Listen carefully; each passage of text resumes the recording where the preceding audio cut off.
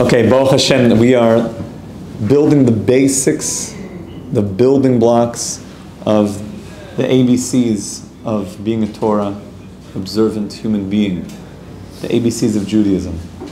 And we're building this series now, which is about understanding the belief in God and the rational belief in God. We mentioned yesterday the necessity of knowing that, because every single thing is based on that. Then we went a little bit into how do we know that, something that we've spent some time doing, which there's two directions to go. One, you could go with a logical direction, that God's existence is logical, because otherwise where would the world come from? How does the finite create itself? It can't create itself. We said, where do we learn this from? Just straight logic. But I want to go into how the Torah explains this. So it brings from the verse, Anochi Hashem Elokecha, and I want to read you from the Sefer HaChinuch. The Chinuch was one of the medieval commentators, and we have his explanation on all the mitzvahs, all 613 mitzvahs in the Torah. And he goes through, it's a very amazing Sefer to have and to read. I would recommend to everybody, this is the bestseller list. And to learn through the weekly portion, the weekly parsha, the mitzvahs that are in that parsha. So the mitzvah Emunah comes from the pasuk, the first of the 10 commandments, Anochi Hashem Elokecha. So of course in Parshas Yisro, he brings the mitzvah, mitzvahs ha'amana b'mitzias Hashem Yisborach. There's a mitzvah to believe in the reality of God. Now before we see the Chinuch, and the Chinuch and the Rambam are similar in this, there is another opinion which says that Emunah is not even a mitzvah. It's the precursor to all the mitzvahs. The Rosh Yeshiva gave a mashal of this. He said when a teacher walks into the room and says, "Hi everybody, my name is Mr. Johnson." Has the teacher told the students to do anything yet? Or has he simply created the set and setting, made the introduction, that now the students know and have a context to now Mr. Johnson is going to tell me to do things. I know that it's Mr. Johnson that's asking me to do it. But not that, "Hi everybody, I'm Mr. Johnson, your teacher for the year." Not that that was a mitzvah into of itself. It's just the backdrop. It's the context. So God says, "I am God." So to speak, that was like, "Hi everyone, hi nation of Israel, I'm God. I'll be your teacher for all of eternity." But not that that itself is a mitzvah, but that's the context, because if you don't have that clear, then why would I want to listen to any of the things that you're telling me to do? That's the Bahag and the Go'onim, a number, I believe, of the Go'onim, Sadia Go'in, that go with that approach, that the mitzvah Emunah of Anochi Hashem Elokecha was not a mitzvah into of itself, it was the backdrop. Now, it's a very good position to take. It sounds very strong also because what did the words of the verse state in the Torah? It said, Anochi Hashem Elokecha. I am the Lord your God. If it would have been a mitzvah, maybe it should have presented it, you should believe in God. So because it did not present it as such, it just said, I am God. It sounds a little bit more like Mr. Johnson, the teacher. Hi everyone, I'm God. Now you have the context, the backdrop from which to build this relationship from, that it's me, and now you could listen to all the things that I tell you to do. Sound good? What's going to be the response to that position? Positive. Sure, it's a positive response, but in the Machlokes Rishonim, how would the other position see that yes, it is a mitzvah? So they say the analogy is not accurate, because when it comes to the analogy of just setting up, oh, I'm Mr. Johnson, now listen to everything I have to say. That makes sense, because when the teacher walks in, you see Mr. Johnson. Here he is. Just know that I'm Mr. Johnson. I'm not like, the caretaker. I'm actually going to be your teacher for the year. I have nothing wrong with caretakers, they're wonderful as well. But just that in the context of listening to the teacher, that the teacher is the one that's saying it, that's easy because I see the teacher. The analogy is not accurate, say the other Mefarshim, because you don't see God in the same way that you see Mr. Johnson, the teacher. Yeah. There's no where free will comes in. It's like you can choose to listen to the teacher. You know the teacher's there, but you have the free will to pay attention to what the teacher is saying. You do need the Emunah before you. It has to have that pre. Meaning, do I think that Mr. Johnson is an imposter? Do I think that he's David Blaine? No, I know there needs to be a teacher. It could be a classroom full of just students. So you can have the background where you have this group of students and the teacher coming in. That already requires a background. So when the teacher comes and he says, "Hi, everyone, I'm Mr. Johnson." Because there's an expectation. That's like God, and we're comparing that. That's God saying, "Anochi Hashem Elokecha." I am God. I didn't give you a mitzvah yet. I just gave you the backdrop that every other mitzvah is now going to come as a result of that truth. Just like when I said, "I'm Mr. Johnson," all the things that I'm now going to tell you to do this year, as my classmates or my students are coming on the backdrop of because I'm Mr. Johnson. But you don't have to believe that. It's clear and evident. It just put the context, but not that there's let's call it a free will there even. It's just a truth. It's a truth of the situation. It's a very nice position. It sounds very compelling based on the way that the words are written in the Torah. That it's not a mitzvah unto itself. It's a truth. It's a backdrop of reality. So when God said to Klal Yisrael, "Anochi Hashem Elokecha," I am the Lord your God, that truth was revealed, was made clear, and now we have the context that everything that God now tells us to do, and don't have gods before me, and keep the Shabbos, and don't take my name in vain. So now you know that it's coming from me. I made it very clear to you. I revealed myself. I walked into the classroom, if you will. But it would sound like that is not a mitzvah unto itself. It's just a context for all the mitzvahs. And in a certain way, you don't grow in that mitzvah, because not a mitzvah. It's just the truth. Maybe that's what you're alluding to, Yaakov.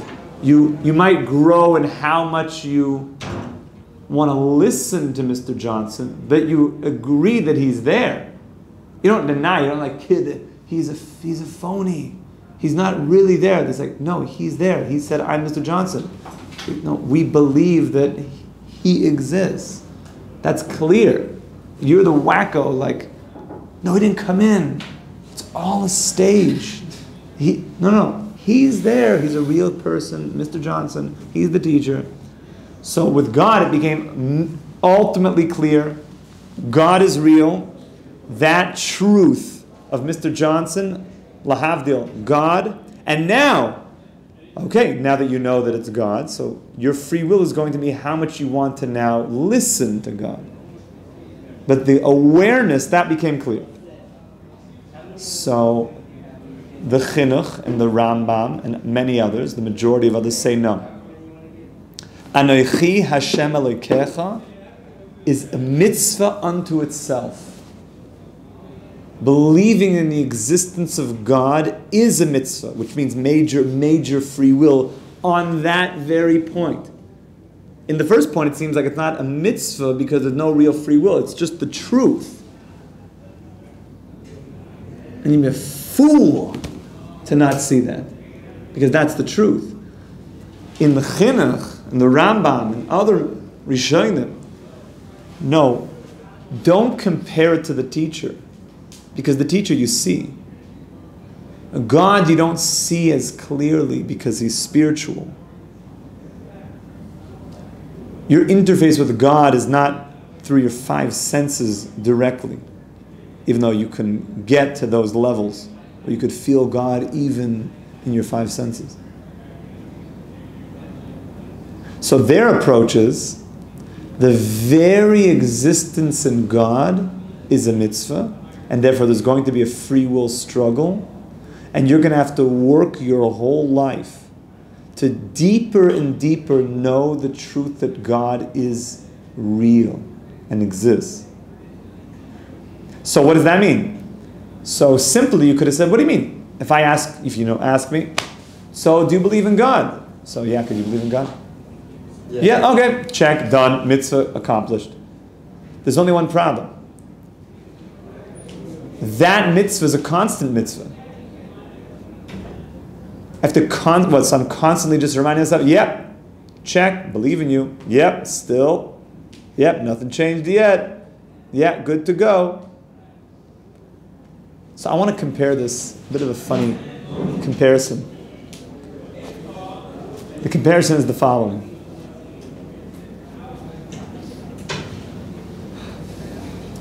Anybody who's married will understand this, or anyone who's had any type of relationship for some period of time will understand this.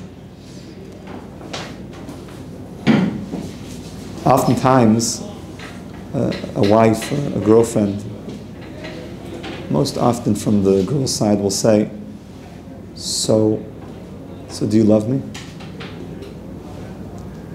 And the husband, the guy will say, of course I do. So then the wife will say, so why don't you tell me that you love me?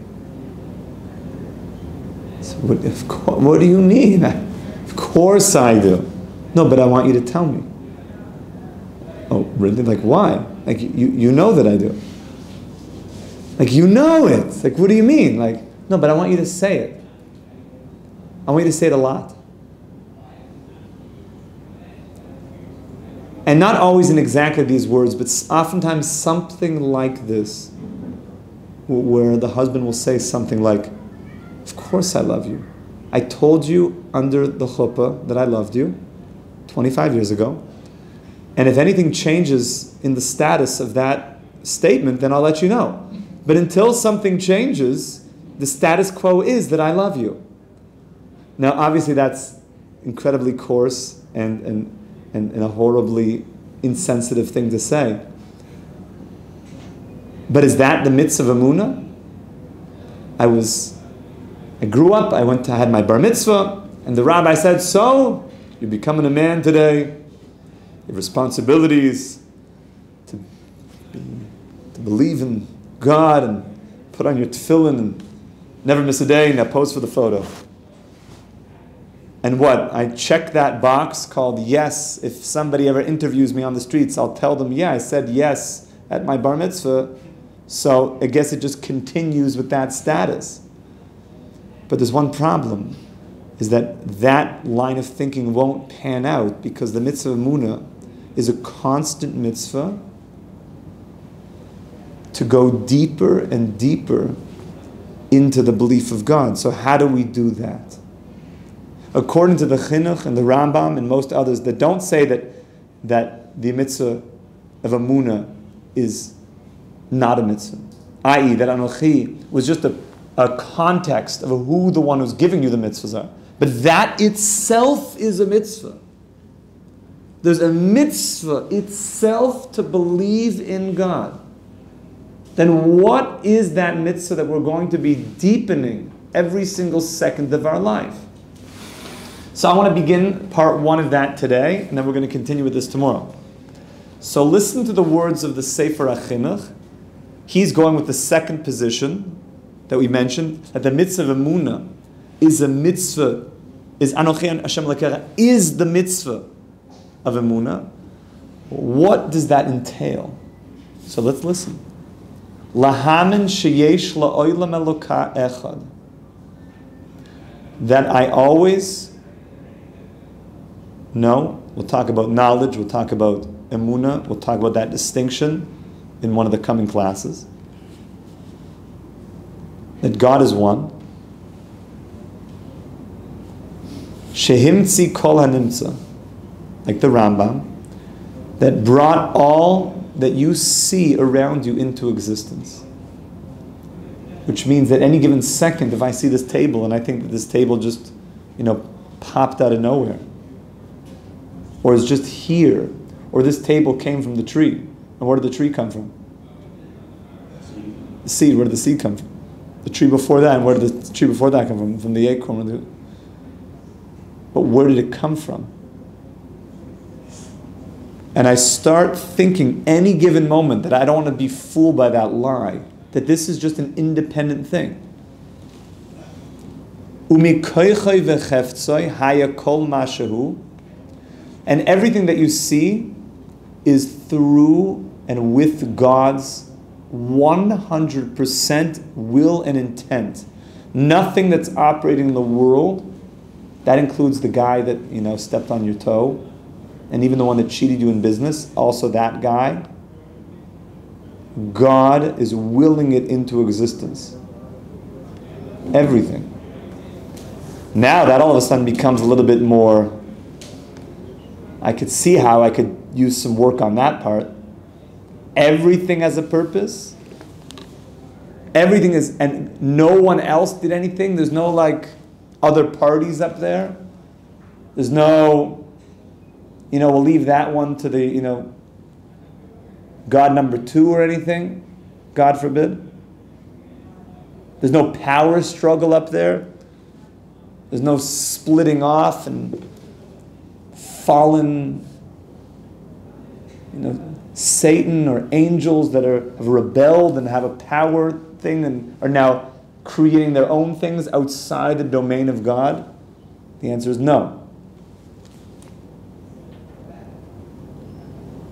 Not only everything mashahu, vishahaya, that was, vishiyeh la'adayad. Everything that was, is, and forever will be is all coming from the one God. We're going to make this much more very practical in the next coming days. That's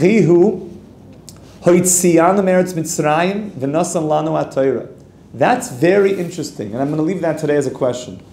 Why does that element have to be put into the mitzvah of Emunah? And God took us out of Egypt and gave us the Torah. I thought the mitzvah of Emunah is believing that there's God. I already did that at my bar mitzvah. Okay, we got past that. It's about an ongoing relationship of the truth of God creating the world and continuing to create the world, and no other power influencing. And that God can veto. There's nothing to veto, but He is the ultimate, and everything only comes from His will. So what does that have to do with us coming out of Egypt and getting a Torah? And then it brings the verse, Shenemar betchilas nesinas ha-Torah, Anochi Hashem Elokecha, asher ha'itzeisicha me'eretz Mitzrayim. That in the same verse of God taking, we're going to Chinuch, in the same verse of God proclaiming, I am God. And that is a mitzvah to believe in that truth.